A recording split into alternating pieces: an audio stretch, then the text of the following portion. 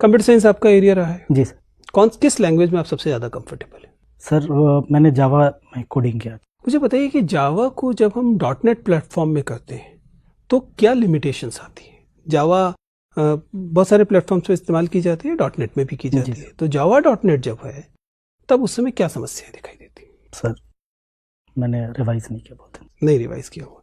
जब हम किसी भी लैंग्वेज में जावा इंक्लूडेड ऑब्जेक्ट ओरिएंटेड प्रोग्रामिंग करते हैं जी सर, तो क्लासेस आती हैं। जी सर।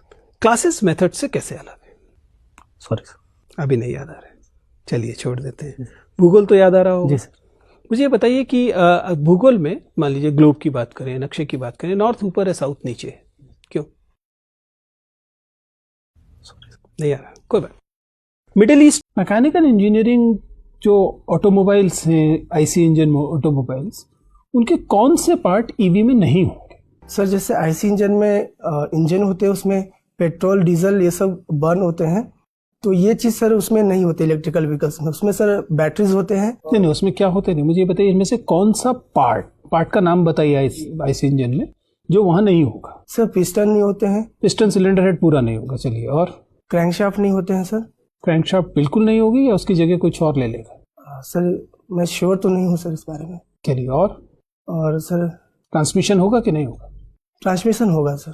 ट्रांसमिशन होगा सर। क्या ट्रांसमिशन का क्या फंक्शन है जो ईवी में भी आपको सारे गियर लगाने पड़ेंगे? मैं श्योर नहीं हूँ सर इस बारे में। अच्छा, चलिए कोई बात नहीं। मैकेनिकल इंजीनियरिंग को लेकर आप बहुत अच्छे खुश नहीं लग रहे हैं।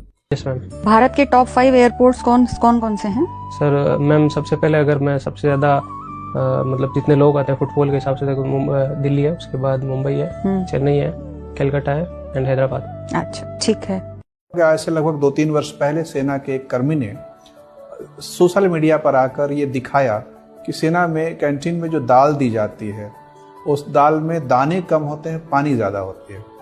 क्या आपको लगता है कि और फिर उनके खिलाफ अनुशासनात्मक कार्रवाई की गई थी, नौकरी से हटा भी दिया गया था।